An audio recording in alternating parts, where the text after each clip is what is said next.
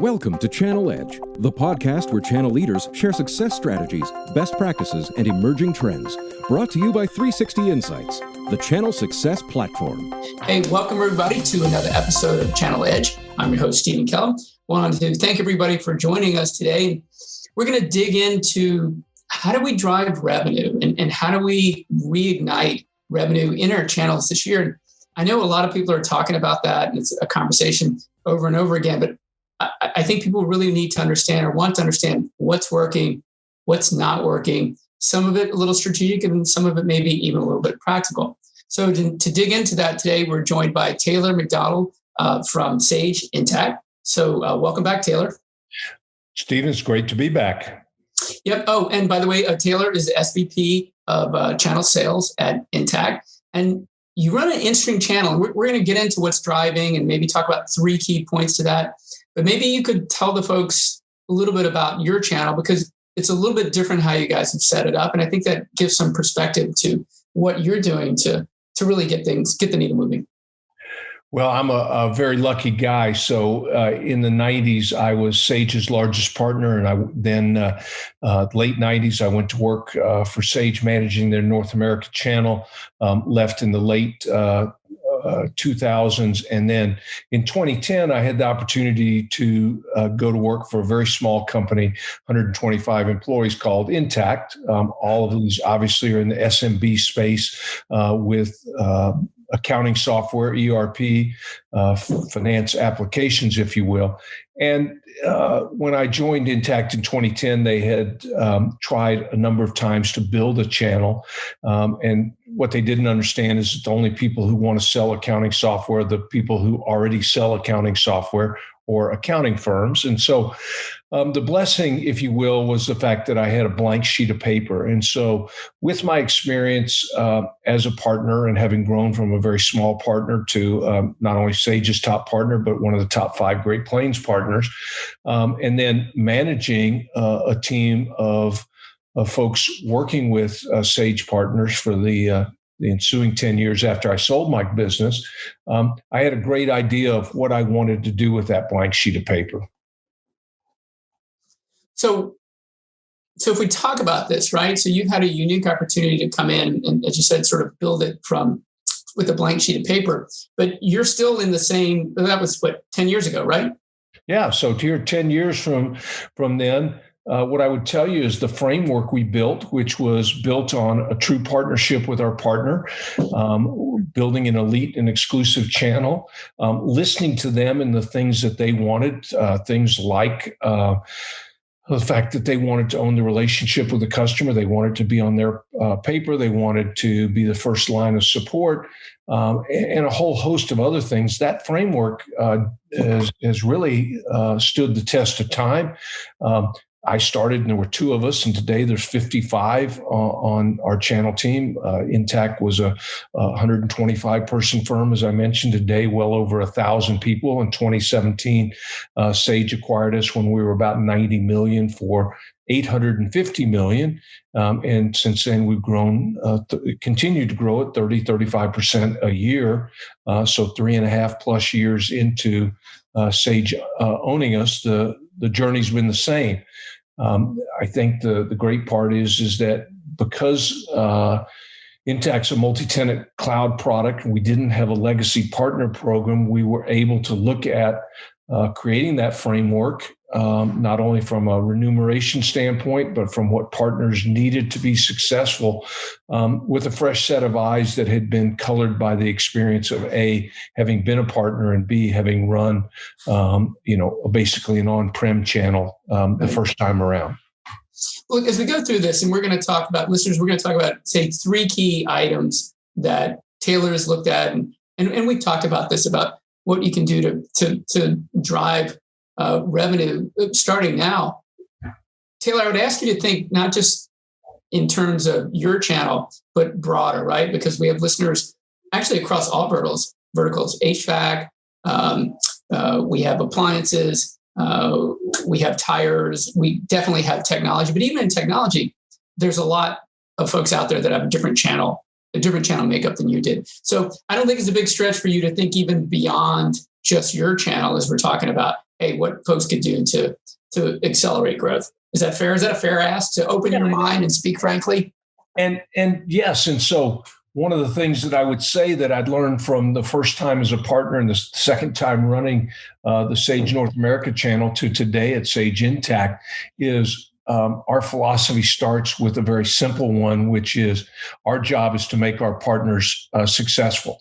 That means making partners money. So I've been a student, as you and I've discussed in previous calls, of other channels that are out there where people are selling through what obviously not technology, but through other resellers, if you will. And if I'm a guy that is managing people who sell expensive sofas, my job is to make that partner money. And so if you start with that if the partner is successful, you'll be successful. And obviously your value proposition, your economic proposition has to support that, and ours does. Then you have a different view of how you go about your job running your channel. And for us, it's embodied in three simple words, which is whatever it takes. And we're going to go do whatever it takes to help make a partner who meets us at least halfway be successful. Look, I think that's maybe that's the precursor to three things that you need to do that are basically, and you and I talked about this before, they might even be tactical, right? But I think what you just talked about is strategic in terms of what is your overall objective with that channel. And if it is how to make the partner successful, and you actually define success as helping them earn money, because there's a lot of definitions around success. That's a pretty straightforward precursor to any of the execution pieces. And I think what goes with that, whether somebody's reselling tires or sofas or the 70% of the or more of the transactions that go on, what I think, especially we are not in any way dismissing COVID as the effect that it's having on people, families, the United States, the world. But we have made a specific commitment to going back to business as usual, albeit in a virtual world. So, hey, the first 9 months of COVID, we didn't go do offsite planning meetings because everybody was heads down, making sure that jobs were secure, our partners were taken care of, our customers were taken care of. And when January came about, we said, we're going to go back to exactly what we would have done in a normal year, in a normal cycle.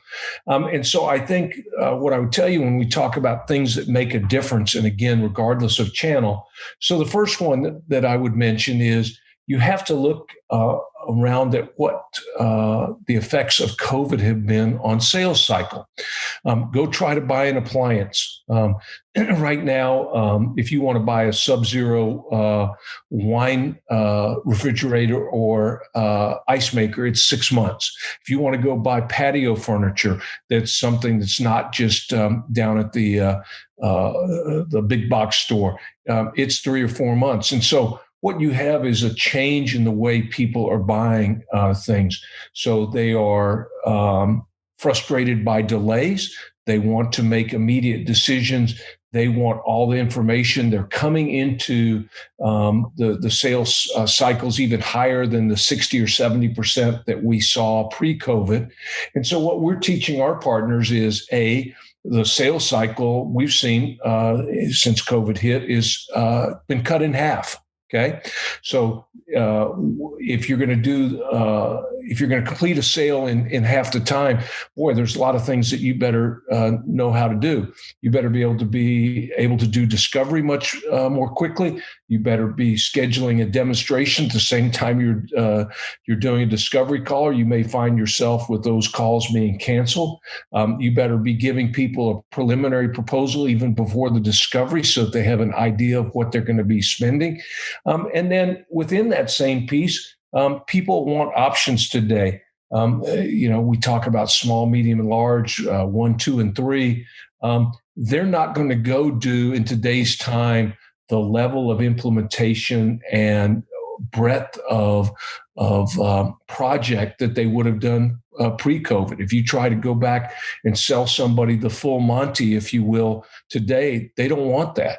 They say, hey, I want to get to the cloud now. I want to reap the benefits of it because, we're in this work from home virtual world, and I need to move quickly. And so all of that means that our partners, and I would tell you this is the same, again, almost in any of the places where partners are selling. And it's the stories you read, people buying houses via Zoom calls, right? How bizarre is that? That you're going to go spend hundreds of thousands, $500,000 or $1 million on a house that you're seeing with somebody holding a phone up. Sure. It's crazy.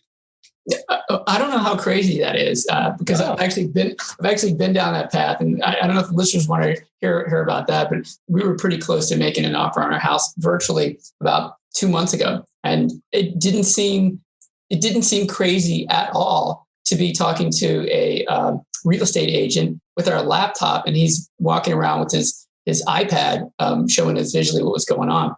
So all of what you're talking about to me is fascinating because that's sales enablement. We can come back to the market enablement. We're seeing in our space, since we're an incentives company, so many organizations moving from transactional incentives to behavior modification.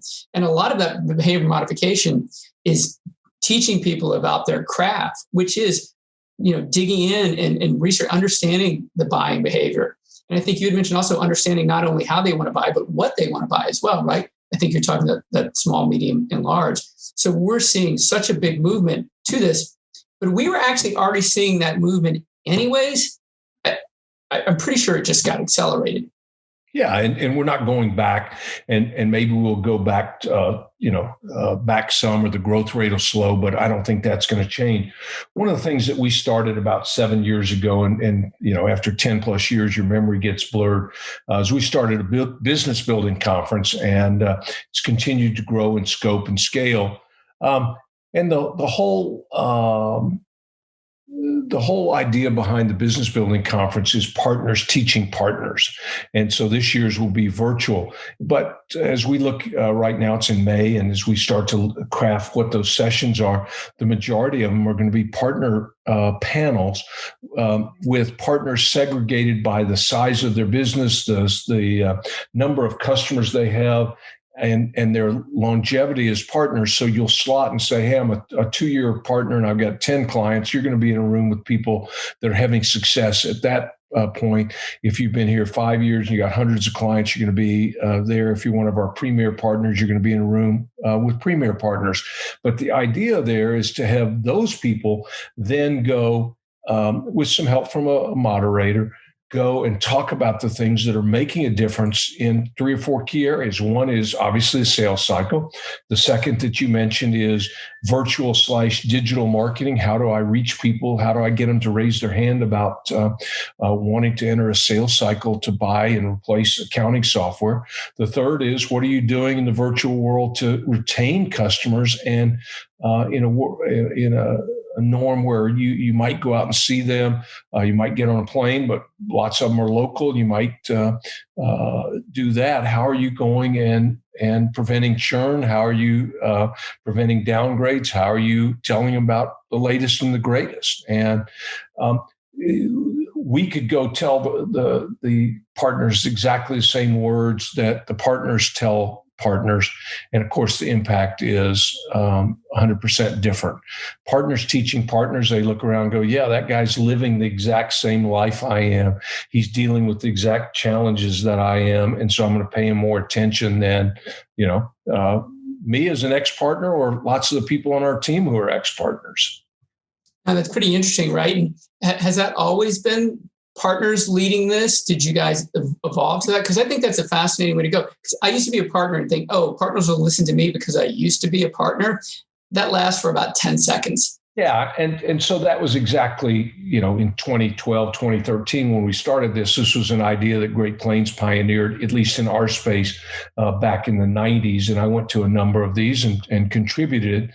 But that's what we found. A great portion of our team, the channel team at Intacct, now 55 people strong, are ex-partners, probably 70 or 80% of them. So they do get the respect, and people do listen.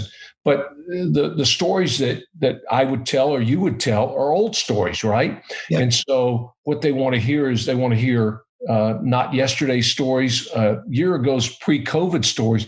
They want to hear today's stories. They want to hear literally 2 days ago stories about what's working. And everybody wants the tips and tricks of, so, what do you really do that helps you close this business? We had a mid-sized partner close 3. They're in the restaurant vertical, so that's the worst vertical, right? In the country. Yeah. How much growth? How much growth is there for software in that?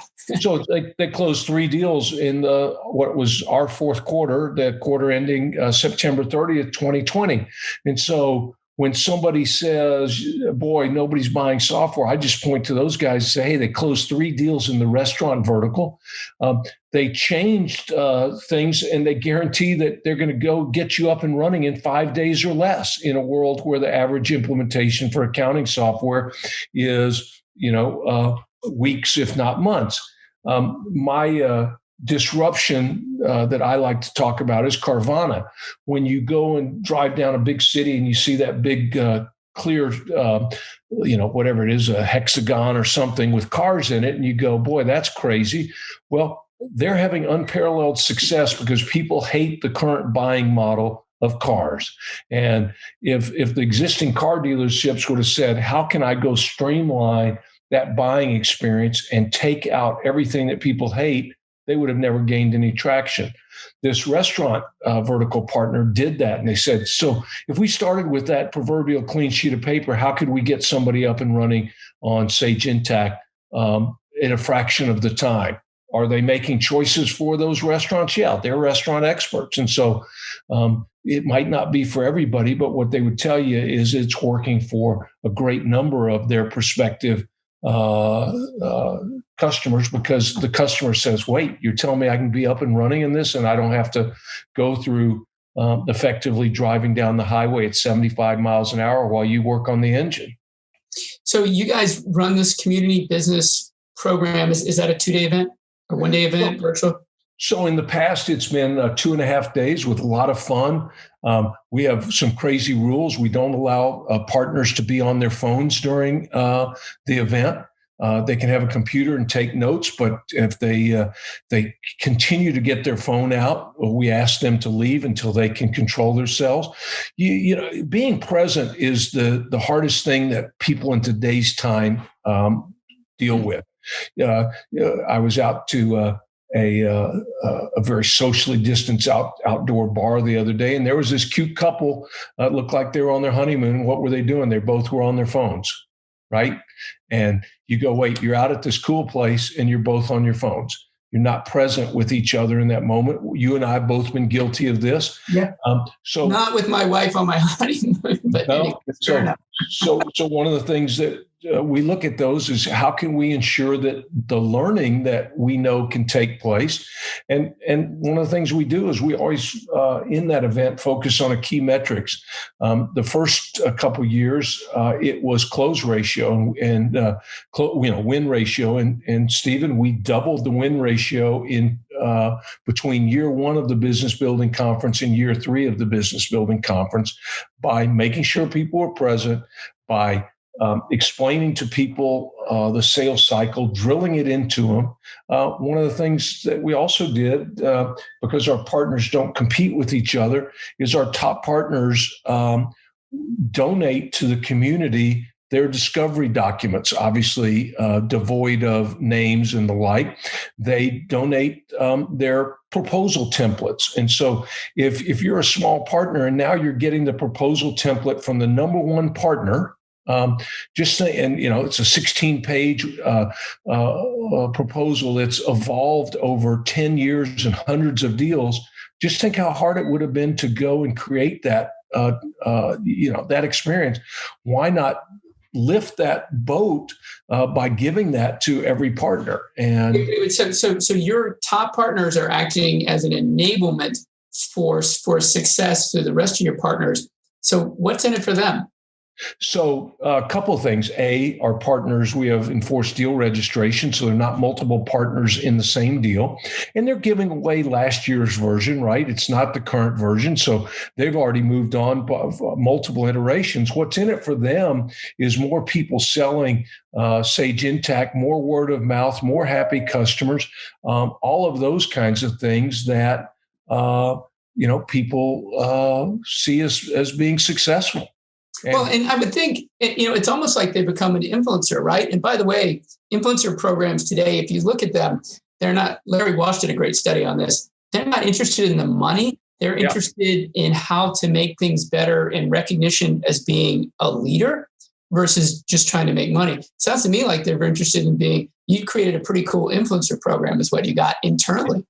Yeah. And the other part is, hey, they may want to go buy that other practice. They may want to go sell that other practice some of their IP. They may want to do services for them because our partners share resources, not for free. So they look at it and say, being a leader is more than being the number one partner or the number two partners or number five partner. There's a responsibility to help everybody succeed. And, look, the two things, and you and I always have far-ranging conversation, but the two things that 10 years plus into this that I'm the proudest of are that our partner ecosystem is one where people get along. And I mean the extended ecosystem of not only resellers, but ISVs, third parties, and the like. They work together. They support each other. They're not in competition with each other. They don't steal each other's employees, which we frown upon. They don't steal each other's customers. So that's number one. And the other is that in 10 years of going from 2 employees to 55, Stephen, we've had 6 people leave the channel team total, 10 years. So we've grown from 2 to 55. And in that time, we've had 6 people leave. So community, we should have titled this whole thing. By the way, we're going to change the whole title to this podcast is if you don't have a community, you're missing out. So what advice would you give to people who want to build a community? Because from Jay McBain to what you just said, the whole community idea of partners sharing together and whether they're partnering regionally or globally to pull stuff together is a big place of where it's going. But not everybody has partners that don't compete against each other. And so, how can they take advantage of this idea? Because it surely is something people are talking about quite a bit. So number one, I think the partner program framework and the expectations that you set about partner behavior is critical. Number two is bringing the right partners on board. So when we would go to partners and say, hey, Stephen, who would you recommend that we bring into our partner channel? You wouldn't necessarily have recommendations, but you would tell us who to avoid. That was a very funny learning that we had. And then I think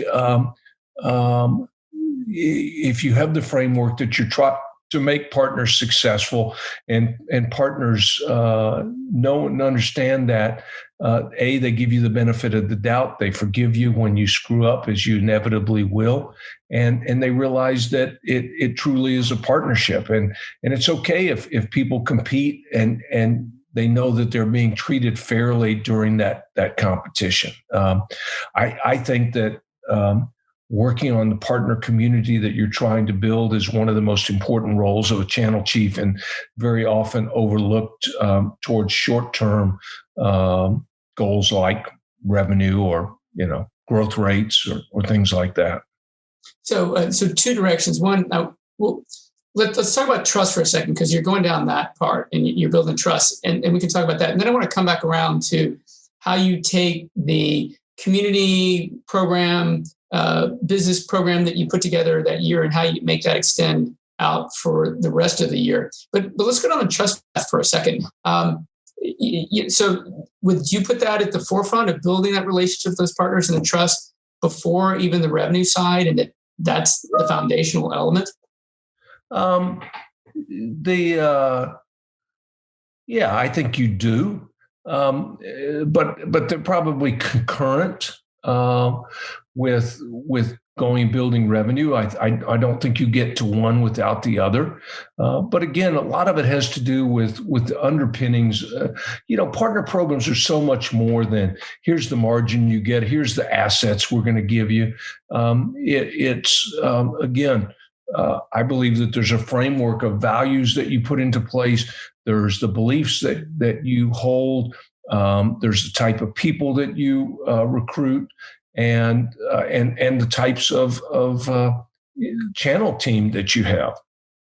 It's interesting, and I think it's kind of fascinating because just listening to if everybody doesn't know your program, say that it's about enablement and community, and it's about building trust, but also you're like the Premier League when it comes to revenue, right? While all those things are really positive on the pull together piece, if you don't carry your weight and you don't sell, you're no longer a partner, right? So there is don't you like get rid of like your bottom three every year? Yeah, and so that's another thing that we certainly do is that there's a big partner fee to be a partner every year that every partner pays, or nobody gets a break, not even our top partner, and that pays for lots of the things that we do, and the opportunity they have.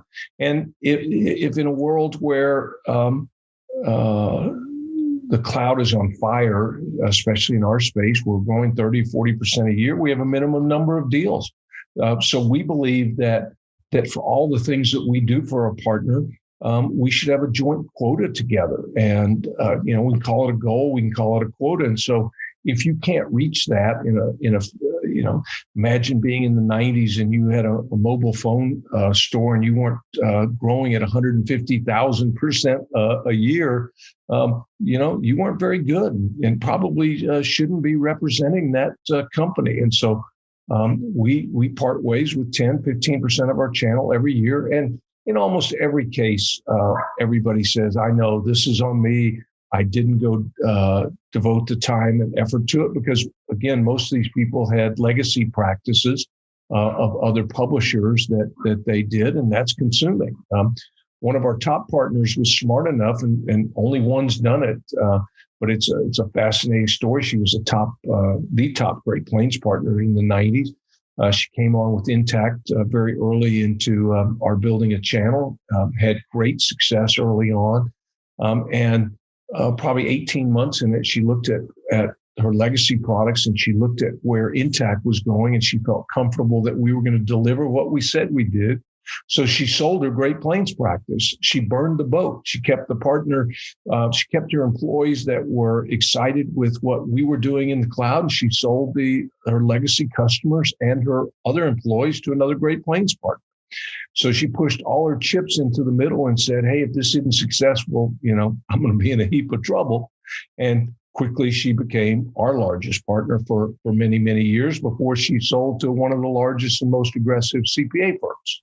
Oh, I was going to ask you, is she one of those people that comes in and shares at the Absolutely. Side? Yeah. And look, part of that is ego too, as well, because all these people have had great success. We've got a partner that started 8+ years ago with 4 people. Today, they've got over 100 employees dedicated only to our product. They like sharing what they did. And so certainly some of it's recognition, but they also want to let people know that they were successful. And Stephen, this is a perfect example of a different way of looking at channels, right? So this partner is in Houston, Texas, and they started to grow very quickly. Well, the normal thing for somebody running the channel would have been, wow, Houston's a hot market. I need to go recruit 3 or 4 more partners. And so when you do that, what does that first partner say? Well, boy, I'm worried. There's going to be a lot more competition and there's more risk. So I'm either going to go pick up a competing product or I'm going to go hedge my bets. And every step of the way, we said, what else do you need to succeed? How else can we help you grow? They met with top management. We introduced them to lots of important third parties and the like. Eventually, there were certainly other partners in Houston, but we cleared the runway and said, you grow as quickly as you can. And lots of years, they were growing well over 100% a year. the typical channel model would have said that was the wrong thing to do, and it was absolutely the right thing to do. And they're now 6-time, 7-time partner of the year. So where does that direction, that's culture and that's direction. I mean, it's got to come from the C-suite, right? And saying, but because that's, as you said, that's kind of risky. So somewhere along the way, put all their chips in the channel. I think as SVP of channel, was that you? Yeah. And so, look, that came from having a different philosophy this time around, having seen the things that worked and didn't work.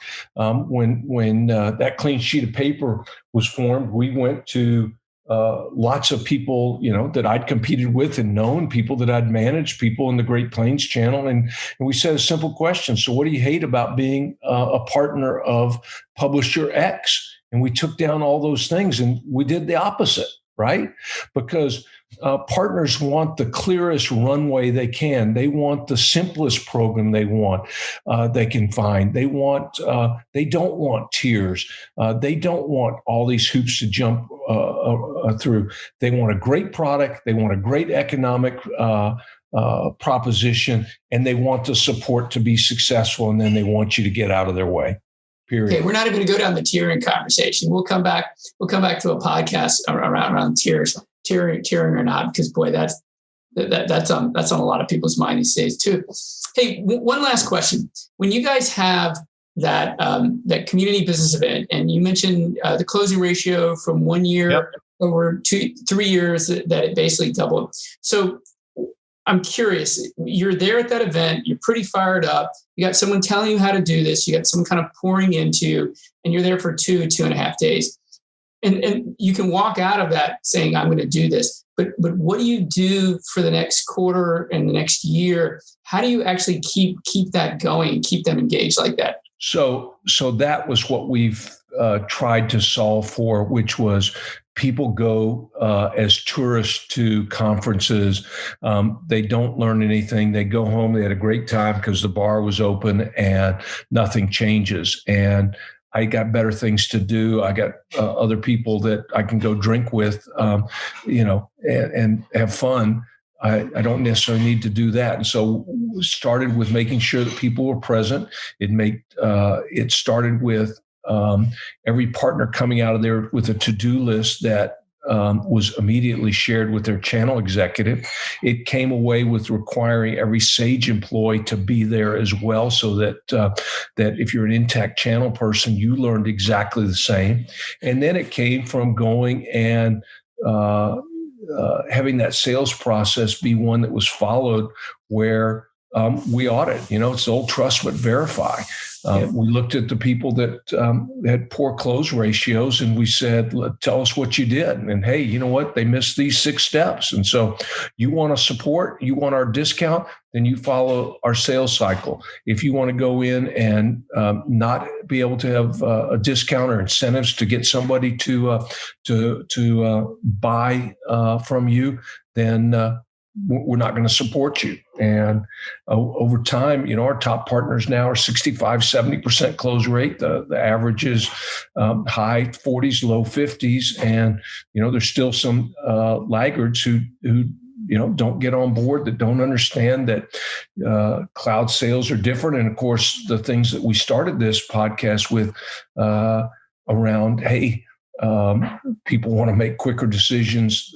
They want to know that you understand what they need. They want to see the solution. They want to know that their problem is going to be solved. That's different today than it was exactly 1 year ago.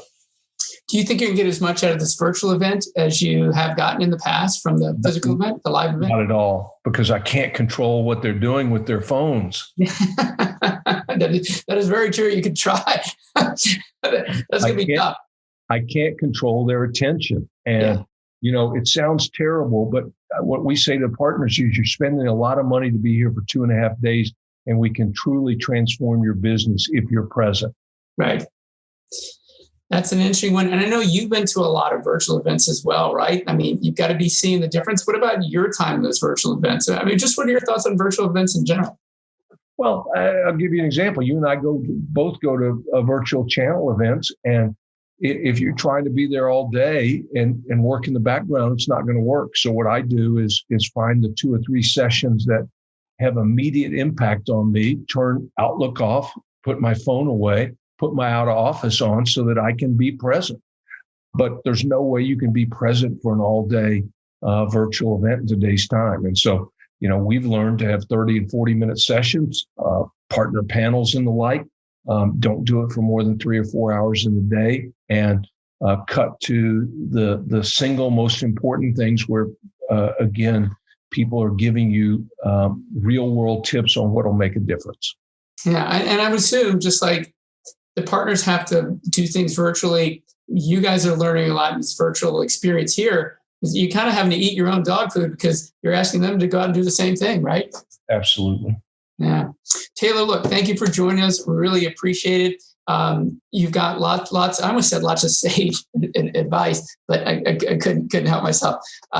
What's the best way for people to get connected to you if they want to find out a little bit more or Sure. just chat with you? Well, on LinkedIn or Taylor.Macdonald at sage.com, and it's MACD at sage.com. One of the things, Stephen, that I admire about what you do with this podcast and the discussions that we have is everything that I have learned. I learned from being a partner or from letting somebody who went before me blaze the trail. I think that's the same piece with our partners. We stand on the shoulders of the people that that have come before us, and we owe everybody else that same debt. And so I love to engage with people that are starting channels and having conversations and think that the ideas that you and I talk about aren't wacky, and that maybe some of them are the way to go. So I encourage people to reach out. I think that's great. And I think that tells a lot. And I think that ties in very, very well with, actually walking the walk and talking the talk about the whole community side, right? And learning from each other. And I think we can help each other a lot. And I think that's one of the coolest things about the channel is the vast majority of people, regardless whether they're competitors or not, are willing to sit down and talk and lend a hand. And I think that's one of the coolest things about the channel. Absolutely. All right. Once again, Taylor, thanks for joining us. Audience, thank you for joining us. If you've got feedback, any comments, we welcome them. Please feel free to email us at channeledge@360insights.com. If you enjoy the show, please do share it. And feel free to get your content from Stitcher Radio or SoundCloud, iTunes, wherever you find your great content, we're available. So once again, thanks everybody. Have a great day. Thanks for listening to Channel Edge, brought to you by 360 Insights, the channel success platform. Subscribe now on iTunes, Stitcher Radio, and Google Play, and you'll always be the first to access new episodes where channel leaders share success strategies, best practices, and emerging trends. For bookings, feedback, questions, or comments, feel free to email us at channeledge@360insights.com.